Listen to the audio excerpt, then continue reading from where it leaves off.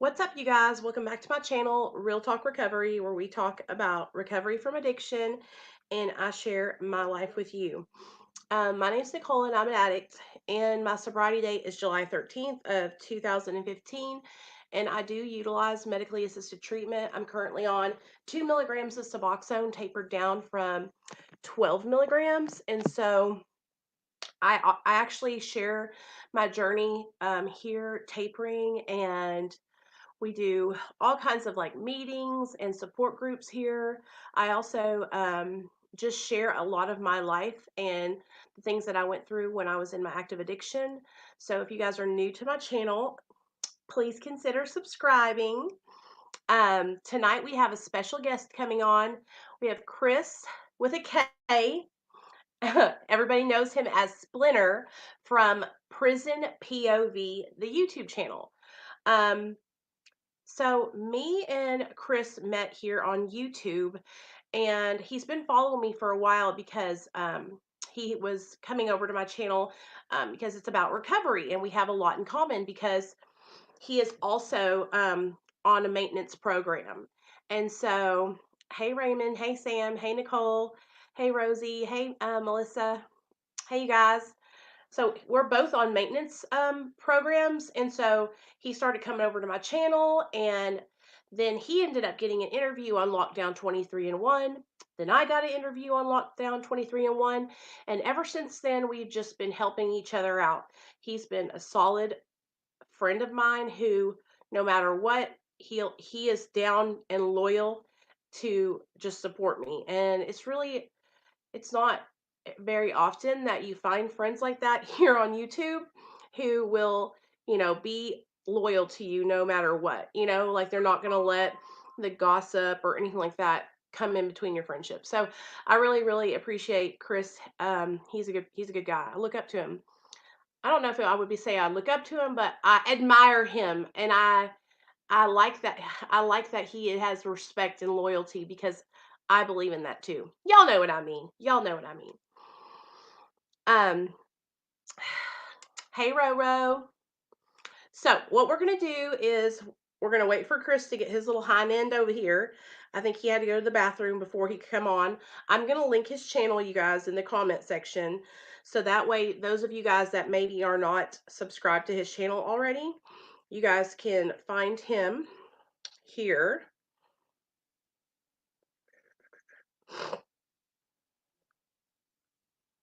And then hold on, you guys. I gotta let everybody know on Instagram that we're live doing the interview with Splinter.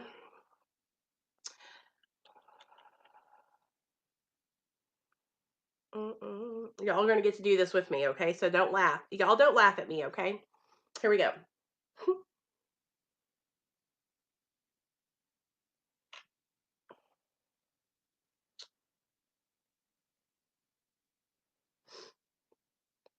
Hey guys, what's up? It's Nicole. So I just want to let you guys know that we're live over on my YouTube channel, Real Talk Recovery, with Prison POV's very own Splinter. So I hope you guys will come over and hang out with us. Just type in Real Talk Recovery and it'll bring me right up over on YouTube. So come hang out with me and Chris, and let's see how he's doing in his recovery. All right, guys. Talk to you later. Bye. Okay. So the bane of my existence, social media, networking, and all the stuff that we have to do. So, hey, Tattooer 601, what's up? I'm doing good. I'm doing good. I'm coming down with some kind of cold or something, if you guys haven't been able to tell, or I'm trying to fight it. I just got done taking some Sudafed because I haven't been able to breathe.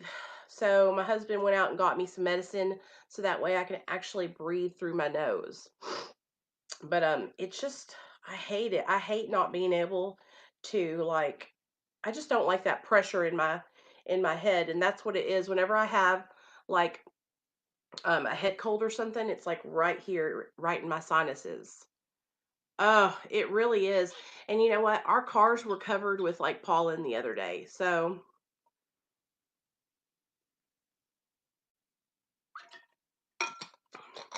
yeah, Chris is a really good guy.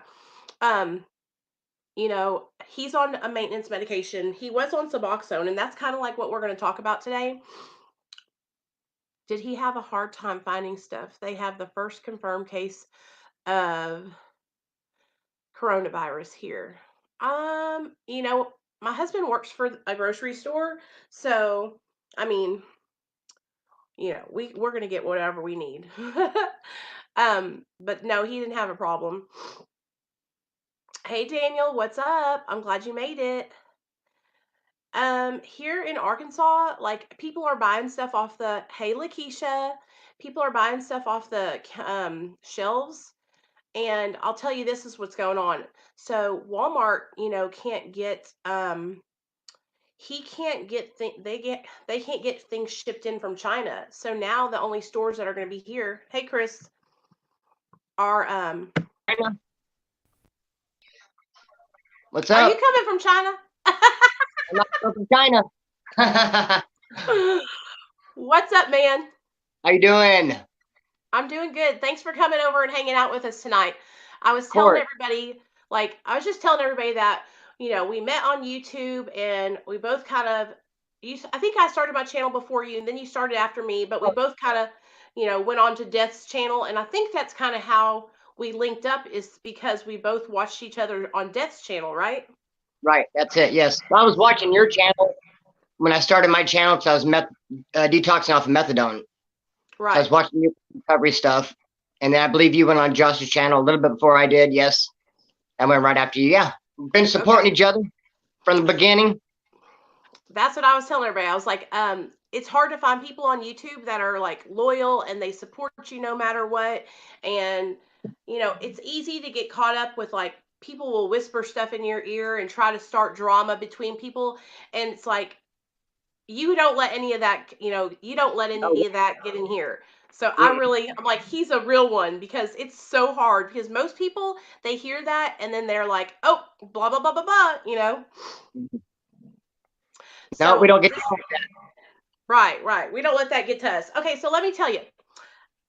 I want you to explain to everybody what's going on with the Suboxone. Tell them like you told me the other day when you called me and told me about it, how it was affecting you. Okay. Well, just as a full picture, it's really strange. In September, let's go back to the beginning. I was on methadone, 55 milligrams. I wanted to get off of it. And so I started tapering. I dropped 4 milligrams a day. So I went from 55 to like 4 in 3 weeks. And then I was good for like 3 weeks, totally clean, going through withdrawal. And then I broke it down, started taking Subutex, got them on the streets, black Mm, market. And I caught a little habit back on those. Just went back to the clinic. I thought, well, I'll be on Suboxone. And I looked at the bright side. Yes, I did fail at the taper or whatever, the detox, but at least I'm not on methadone no more. I'm on Suboxone now. So I got on that stuff. It's been all bad ever since. That stuff does not agree with me at all. Started off on so, a low dose, mm, kept raising it. how Never high did did you stable. get? How high of a dose did you get to? 16 milligrams, the max.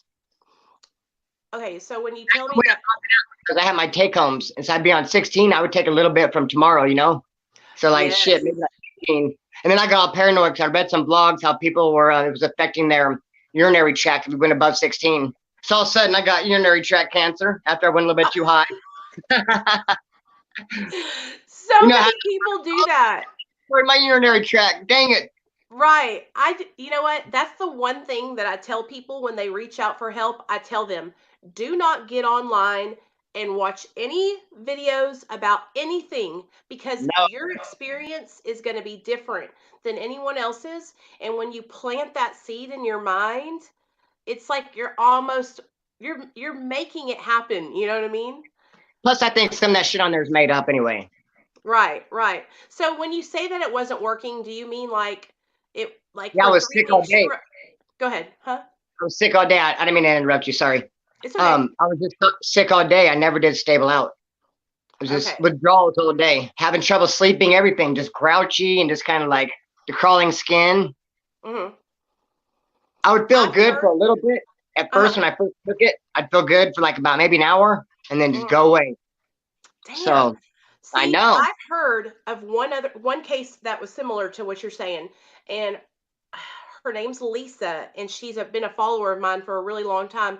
And she got on Suboxone, and she was on like, I want to say like 8 or 12 milligrams, but she was going through withdrawal. Like it wasn't lasting her. And what Hmm. had ended up happening is she went and got tested, and she has thyroid problems. Her thyroid, her metabolism was just burning the medication up real quickly. So she actually had to go up higher on her dose.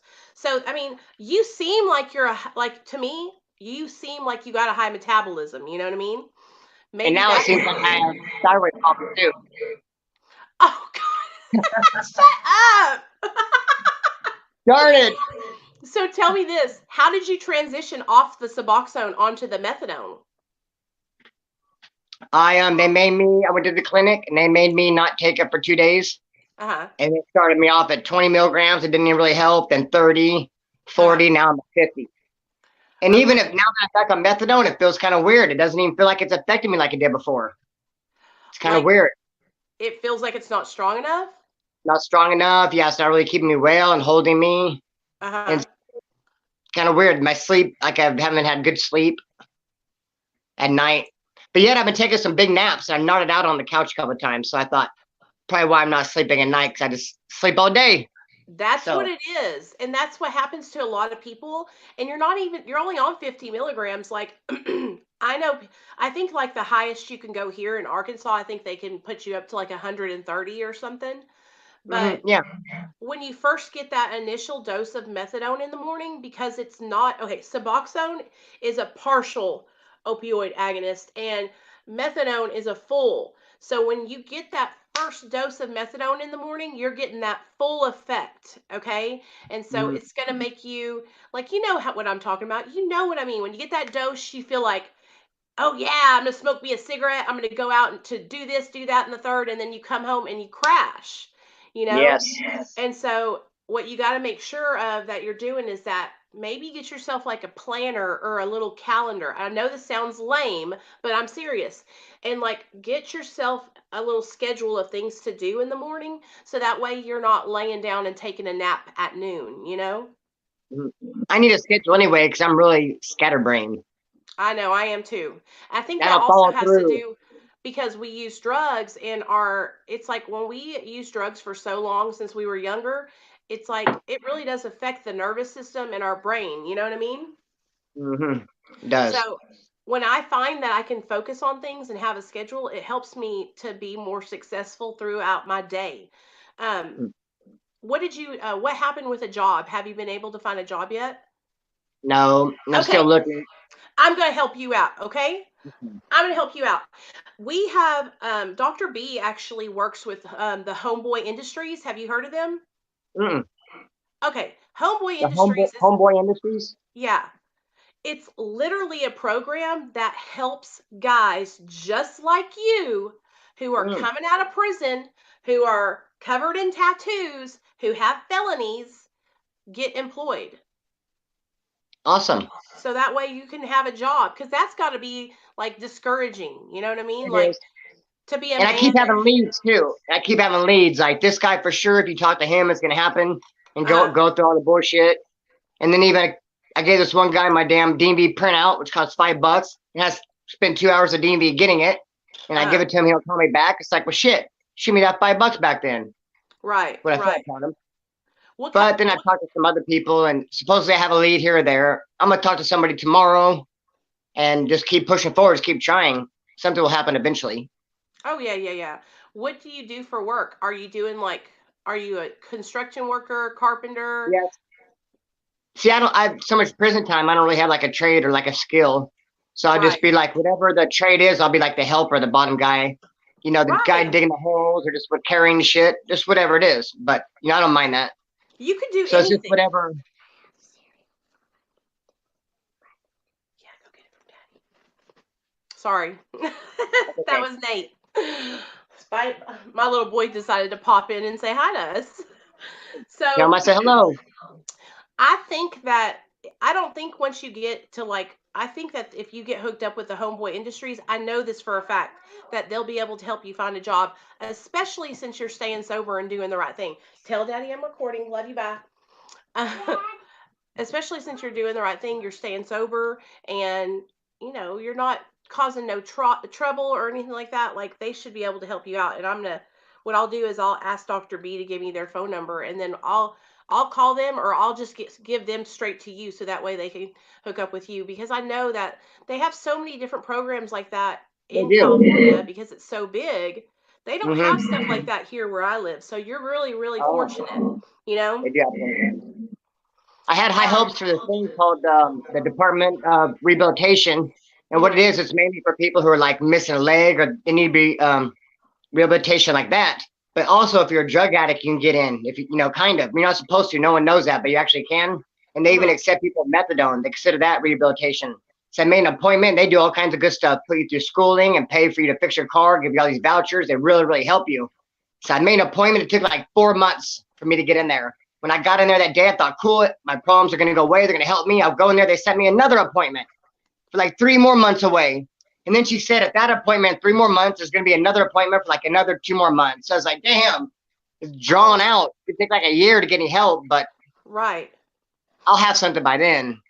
Right. Hopefully what you'll be able to do is like actually find something, and then, cuz here's the thing, that I feel like when you're in recovery, and you're on maintenance medication, a lot of it is being able to stabilize on your medication, find gainful employment, and Yes. then, like, you've already tapped into your higher power. Like, I know that you have a relationship with God, right? Mm-hmm. Yeah. That stability on your medication, and then being able to have that gainful employment, that's going to shoot your confidence up. You're going to Yes. feel better about yourself. You're going to have your self-esteem back. I know guys don't like to talk about that, but like, just being a man, it affects you. It's different. Oh, Like, it I can does. come on here and I can cry about not having a job, and everybody's like, "Oh, it's okay, Nicole." But for you guys, you got to be like, "I'm fine." you Yeah. know do you find Yeah. that does it make you feel, do you feel like, I don't know, I don't want to say, does it bother It's you, embarrassing. That's right, embarrassing. But I mean, the main thing is no bread in the pocket too, and plus my unemployment just ran out, and you got to be paying bills and stuff. So I right. know I'll find something. No, I just got. To be honest, I haven't really looked that hard because I've been on unemployment. But since my unemployment just ran out last Monday, now I'll really be looking. So I know for a fact I'll find something. So Nathaniel, what are you doing? Where did that go? I got a Go with present. Daddy. I love you. Say hi to everybody. Go ahead. Go ahead. Like, he acts like he wants to come in and say hi to everybody, and then whenever I'm like, say hi to everybody, he literally runs off and disappears. You're such a stinker. Go, Nate. Will you shut the door? I love you. Bye. Shut the door behind you. Um. Okay. Okay. Tell me some more. Tell me about. Okay. So whenever you jumped off of Suboxone, how many milligrams did you jump off of when you got over to the methadone? 16. I was What? maxed out at it. Yeah. Yeah, they didn't taper me down or nothing. They just stopped right there at 16. And like I said, made me go 2 days without taking methadone. But to be honest, those 2 days without Suboxone, I felt good. I guess Really? that stuff has long ass legs, huh? It'll keep you well for a long time once you stop taking it. Yes. Yes. And you were only without it for 2 days. I'm surprised. Yeah. Well, you know what? What they usually say is that you have to stop taking it for 3 days, is what I've usually hear, because or no, yeah, it's when you get off methadone. I've heard of people stopping it for 3 days and then converting it over to Suboxone. But Mm-hmm. I guess with Suboxone, it's like 37 to 48 hours of half life, I think. And so by the time you were like on your second or third day, you were probably just starting to like maybe get like that heebie Mm-hmm. jeebie feeling. Starting Did to you, yawn a little bit. right, the yawns. Did you feel like, okay, when you started going through that, were you thinking, oh God, I'm going to relapse? Like, I'm going to go get dope? No, because I'm pretty far. I'm pretty far away from that mentally, and I wouldn't even know where to score it at, to be honest. Good. And I don't want to shoot up because also I had hepatitis C, and I took the medication to get rid of it, so I don't have Hep C no more. So now I'm real scared to use needles. Like I'm worried I'll get it again. So Hell I've been yeah. cured of that shit. So I don't want to go another dirty ass needle if I can have it all over again. So Right. See, I have hepatitis C too, but I haven't gotten the medication yet. And mhm. so I have to get the medication so that way it'll go away. But that's like one of the things that I always think about is like people that get the medication and then they reinfect themselves, you I know? know. Damn. It's Started. because it's that addiction. The addiction is so strong that Strong. it will have you risk, an infectious disease to get Mm, high, you know? yep. Here where I live, they won't let you get the hepatitis C medication unless you've been sober for 2 years. Mm. But I And think you what we were talking about a minute ago, with you say there's not a lot of programs in Arkansas with employment, but just like mhm. in California, you can get those pills real easy, Hep C medication. Because California, like I said, a lot of different programs, and the pills are $40,000. They just gave them to me for free. Yeah, Damn, trip out. I that's know. awesome. And that's what a lot of people tell me, and they're like, "You really need to get that medication." And I'm like, I have to go. This is what I have to do. I have to go to my doctor. I have to show him like 2 years worth of clean urines from my Suboxone doctor. And then they'll start the process of like asking my insurance if my insurance will approve it or not. Mm. It's bull. It's so bull. It's very All these people are expensive. coming in and saying, "Yo, Splinter, hey Chris." Ro says, "Where does Chris live? You live in California, right?" Bakersfield. Bakersfield, Bakersfield. California. Tell Yep. me this. What is so different? Why is Bakersfield so different than all the other places in California? Just the best. I don't know why. It is just the Why? best. No, because I'm biased. That's why. Because I live there. I'm born and raised there. Of course, it's the best. But Right. I don't know. It's your run of the milling. It's cool because it's got part small town feel, but part big city. We got the oil fields.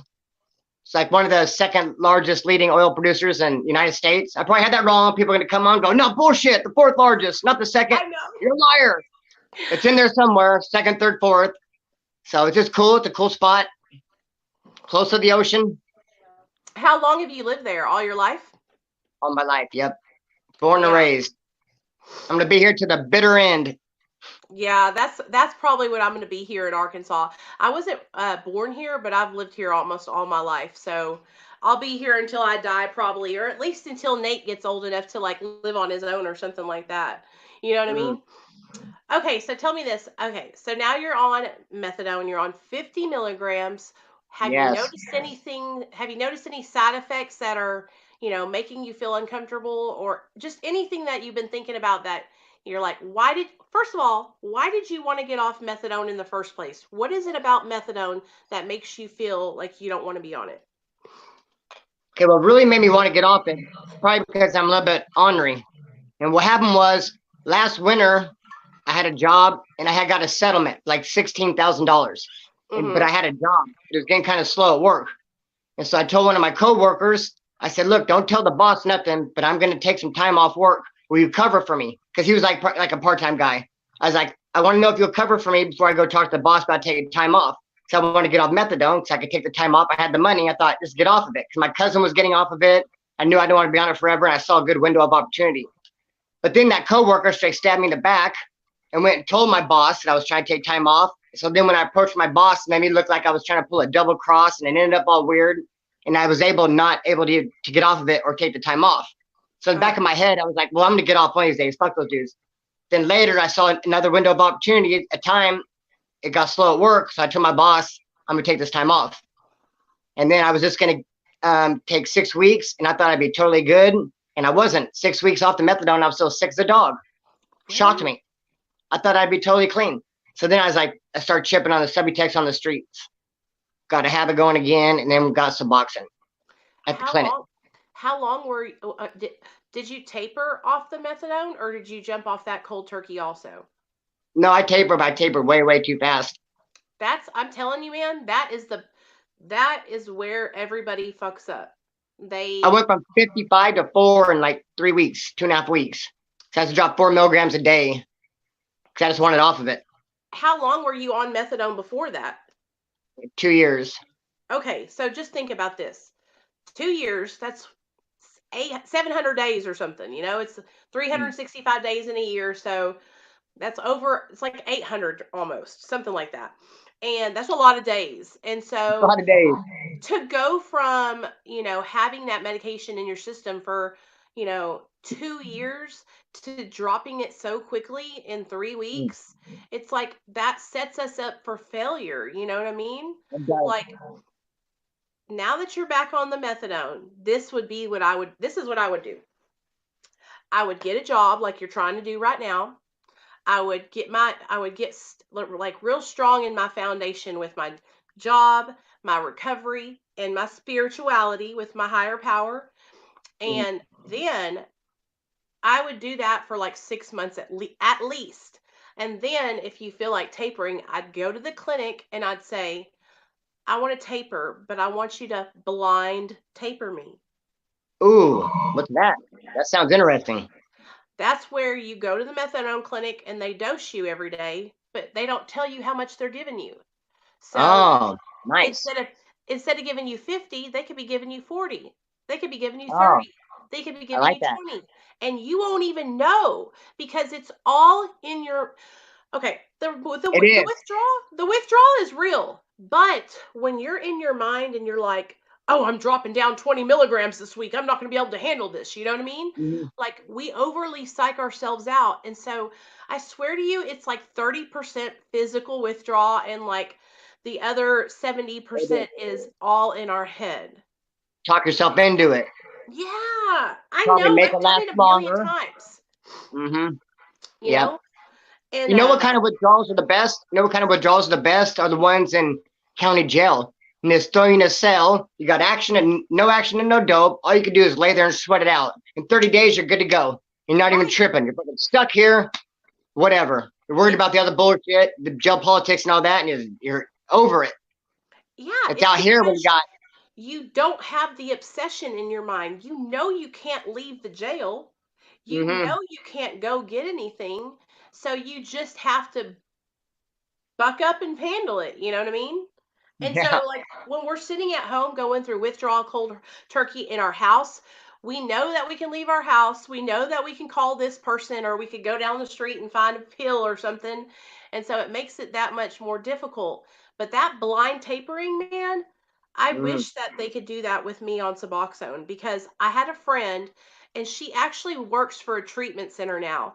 They blind tapered her all the way down to like 1 milligram, and then she jumped off and she's been off of it for a year now, and she works inside of a rehab like helping people. Like, I don't know if she's a counselor or what, but she has a job working in there, and that's a pretty big deal, you know. That is. Total success story. Right, and that's what you can do. Like, I also kind of think this is what I also think, and I think people kind of like might get upset with me when I say this, but it's okay if you need to be on a medication for the rest of your It is. life, you know. Mm-hmm. I I feel like we kind of beat ourselves up and we think that um, we have to be completely abstinent. But honestly, like, I don't know anybody that doesn't take anything. Do you? Like, No. anything? Do Not you know one form or somebody? the other, huh? Do you know somebody that doesn't smoke cigarettes, doesn't drink caffeine, doesn't take maybe medication for their mental health? Like, I don't know Mm, anyone that I is don't even. completely abstinent from all mind and mood altering substances, Mm-hmm. you know? And so Yeah, there it's should be like, no shame in it for sure. right. And if you have to be on something and you're struggling and you keep trying and then you're not able to do it, like, that's kind of where I'm at now. Like, Mhm. one of the biggest fears I have is that I'm going to try and jump off Suboxone and I'm not going to be able to do it, you know? Mm. Like, and You're I at a think, really low dose of it. You shouldn't be tripping. You're at a really low dose. well, it's like this mind thing, you know? And so I'm like, I get really emotional about it. I start thinking about all the people that I'm going to let down if I don't succeed. I'm thinking But about what do how you I'm going to, consider success? What do you mean? All the way off of it? Is yeah. that Well, your no, end goal? honestly, like, I'm a success right now. Like, seriously. Oh, I you like, are big time. my life from the way it was back then to the way it is now, like, I could be at 2 milligrams for the rest of my life and feel like I won the lottery. Mm. Like, but I want to try at least. I want to try to see if I can do it, you know? Yeah. I want to feel like just me again. Wake up with Right. just exactly me on the natch. Right. Because I know it's got to be a little bit better than, even though Matt is cool and all that, still, it's not 100% you. and you shouldn't be Right. ashamed of it. All that, it's helping you. At the same time, me personally, I do want one day just to wake up and just be me, straight up Yeah, me. I know what you mean. But But if I never get there, it's okay too. it scares me because like I don't know if I when I am 100% natural me, if I'm going to feel good. Oh, that's true. That's Do a you know very what I'm good saying? point. The last time that I was 100% sober was I was 16 years old, Hmm. and yeah, I don't really remember that, but I know that when I started getting high, it's like I almost feel like a lot of the addiction, it coincides with mental illness and Oh, depression of course, and big anxiety. time. And I feel like being on methadone or being on Suboxone, it really helps with like that depression, you It know? does. It's a mood elevator, It straight mood really elevator. is. It really is. Yep. And so when I'm pretty happy now the way I am, but hopefully I pray that when I do jump completely off that I will feel great and I will be like inspired to keep going on. Mhm. But it's scary. It's scary. It makes me nervous, because I want to be able to do it, but I don't know if I'm going to be able to. You brought up a very good point. I think if I was all the way clean, just me, not on nothing, I'd be very, very tempted to at least grab a handful of Norcos, cotton of some black once in a while, because I'd be clean. I would know how loaded I would get being clean. And it'd be like, I'm clean, I could do it. I think I'd be really tempted to do something, Right, right. to have And something going. Yeah, yeah, yeah. think about think about the last time that you never had anything in your system. I mean, remember that. What were you like back then? Do you even know? I was looking for something to put in my system. Yes. What was it when you were in prison? When you were locked up, did you get high in prison? If I could, some places it's there, some places it's not. But if it was around, yeah, for sure, most Okay. definitely. And that was because you had absolutely nothing in your system. So you had that little nagging voice that was saying, I can do this. I can get that feeling again, that feeling, you know? Well, plus when you're sitting in a cell, it's just boring as hell. You're just sitting there. It sucks. You get a little black, do some heroin, and woohoo! Yeah, you're having fun. You're playing cards, watching TV, you're decorating your cell, cleaning it, writing a letter. All right, only 2 years left. Loving this shit. That's It the makes way I everything was. fun. Your favorite song's on. You're like, yeah. So, That's exactly how I was like at my house. Like I would, and that's why I used drugs because it gave me a little bit of energy. It made me want to clean my house or, you know, rearrange things or do my laundry. You know what I mean? That's why I used because it just gave me something to do. It gave me that pep in my step, you know? mhm, that's what it does. That's for sure. So that's why I get worried because right now I have that medication in my brain and it's keeping me from wanting to search for that, Mhm. feeling that gives me that boost, you know? Yep. Very good So point. I think that, you know what, we're going to be all right just as long as we stay honest with ourselves. That's the main thing. Like, we know that right now, this medication is helping us. Suboxone's helping me, Mhm. methadone's helping you. It's helping us to live a better quality of life and stay sober from the needle, especially. So as long as we Yes. keep moving in the right direction, because if I get on the needle, my life is over. Oh, mine too. It's a You wrap. know, it's just it sucks the life out of me. Everything goes when I get on the rig, I become obsessed with it. And I turn into one of those people like I'm sure you had girls around you who was like me. Like I would just be with you all the time because you had the dope. you Mhm. know? So I was like glued to your side or something. I'm never gonna leave you, baby. But trust me, I'd be looking for it all the time too. When I think about it, I'm like, when I meet all these different people on YouTube, like you and Nate Dogg and Tim from Texas Prison Stories, and just everybody that we talk to, I think about all of us when we were back in our younger days. What we have been like then? Oh hell no. We would be in so much trouble. You know what I I mean? guarantee it. Damn. Well, I anyway, guarantee I it. love having you on, Chris. I'm really proud of you, Yeah, and I'm proud that you didn't likewise. relapse. You know what I'm saying? Hmm.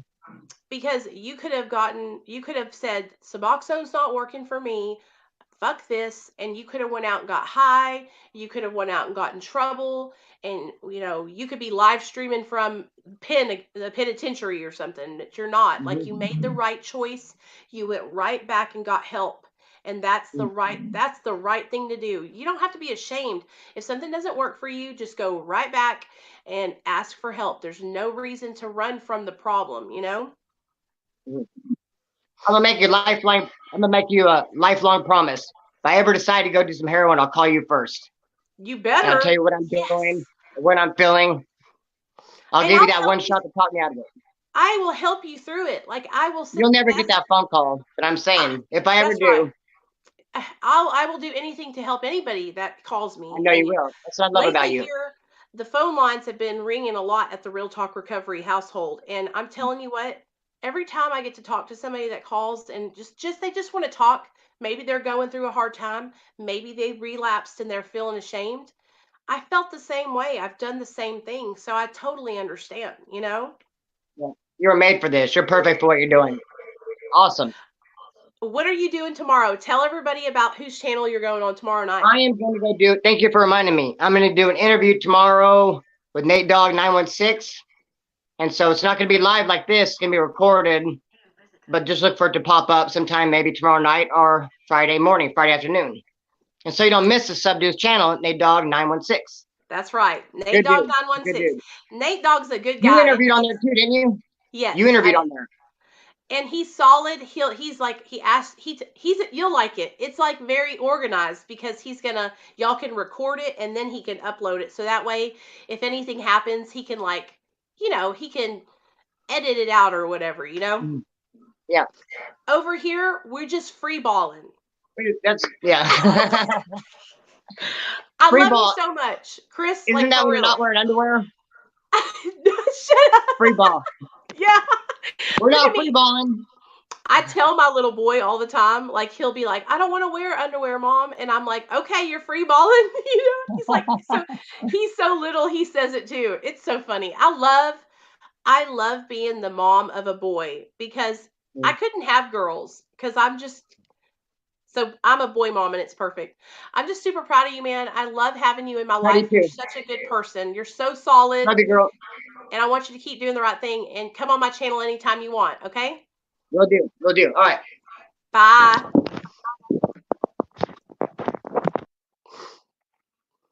Okay, guys. Is it getting dark in here? I can barely see myself. Sorry about that, y'all. Okay, thank you, Merc. I just wanted to come on here and before I leave, I want you guys to know how much each and every one of you guys means to me. And I hope you guys are all just like having a great, great night. I'm feeling a little bit better than what I did last night. I was just feeling real sick last night. My husband went and got me some medicine, and I took that today, and I can breathe again. So we're getting better. But shout out to Chris, man, you guys. He's such a great guy. Please go subscribe to his channel if you haven't already.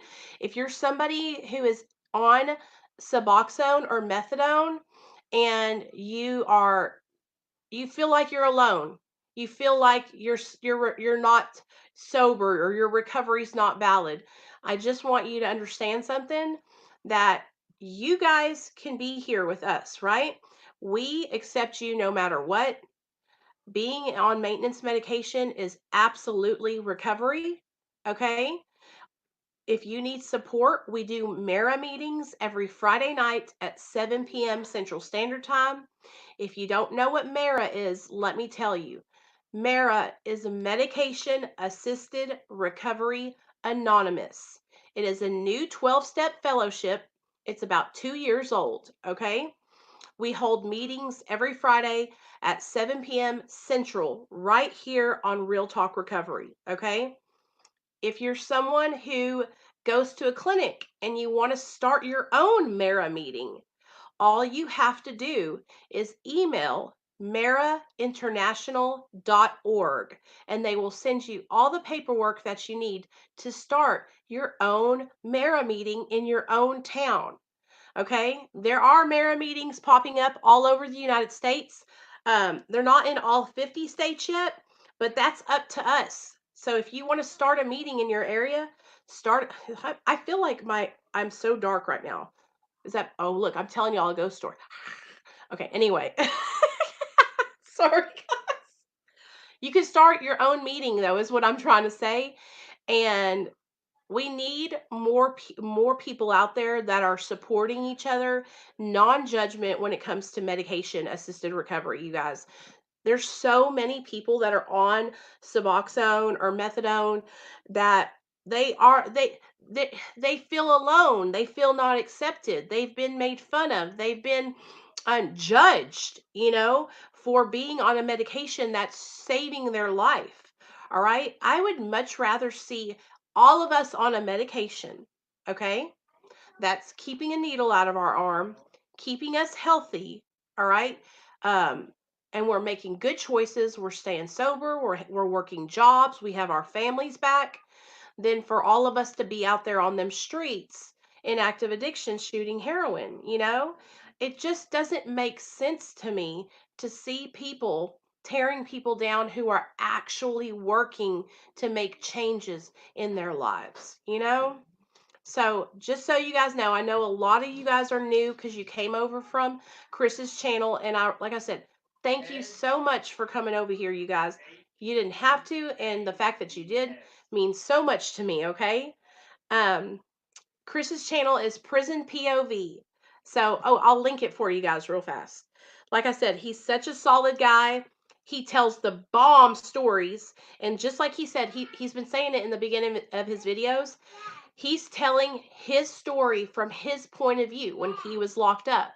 He was locked up in CDC, California Department of Corrections, and I think he's done about 12 years altogether. But he did them at different times. So he tells the stories from his point of view. He just tells it like it is. You know what I mean? So he's a good dude though, you guys. Like I support him 100%. He's just a good person. He wants to do better. He wants to stay sober. He wants to have a job, you know. He wants to do a good job. Hey Roro, I know, right? Well, we are relevant. We were never irrelevant. What happens is there's just such a stigma surrounding addiction, and it's because people don't want to talk about it because it's a hard subject. Um, we have family members that are ashamed or they've been hurt by us.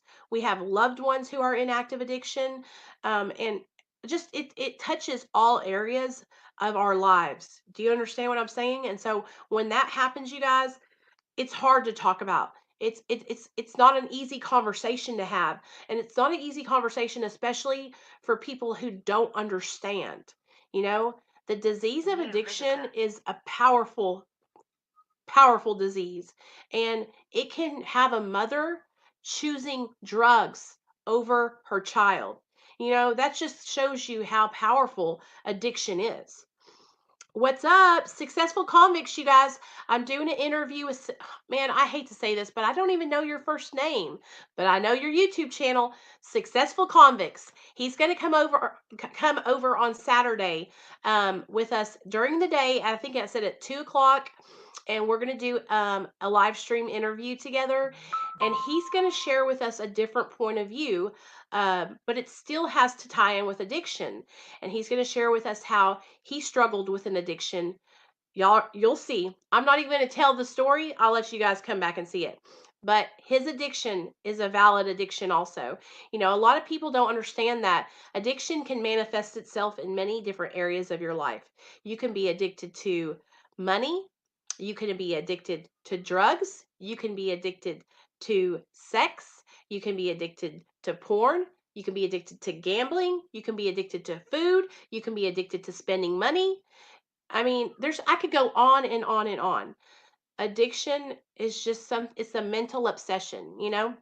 So, we're not going to have class today on addiction. That's for another day. If you guys want to, every Monday night, we do a step study. So if you want to come hang out with us on Mondays at 7 p.m. Central Standard Time, we'll be doing our step study. And Saturday, we're going to have successful convicts on. And I just dropped a video earlier today. It's all I'm doing this new series, you guys, where I read out of my diary from where I was in when I was in active addiction. So, hey Shay. And here's the thing, you guys. Oh, it's okay, Jason. I'm gonna upload this video so you'll get to see it. We talked all about his Suboxone and methadone and getting a job and all kinds of good stuff. So I promise you, right after I hang up here, we're gonna upload the video, okay? But thank you to everybody that came out tonight from Splinter's channel. I really, really, really appreciate it. Hey, Andrea. Thanks, girl. I really appreciate that. Hey, Ashley will make it. I'm glad you make it. I'm glad you made it, girl. For a long time, all I wanted was for my sister or my mom to call me and ask for advice like they used to. Oh, Ro, I'm sorry, man. I'm so sorry. Anytime, Jason. And like I said, welcome to everybody that came over from Splinter's channel. I love you guys like a fat kid loves cake. Y'all know I love to eat cake. So I really do appreciate all you guys coming over here. And I'm going to get off here so that way I can upload the video. And those of you guys that didn't get to see it will be able to see it. All right. I love you guys. I hope you have a great night. For all my patrons, tomorrow night we will be live here, and it's going to be a private patron only live stream. So if you're somebody who wants to join, you can join my Patreon for $2 a month, and we have just meetings, just us. So it's a little bit more, it's just a little bit more personal and private. So if you want to come join us, all you got to do is join my Patreon for $2 to make you holla. All right. I'll see y'all later. Bye. I'm a nerd.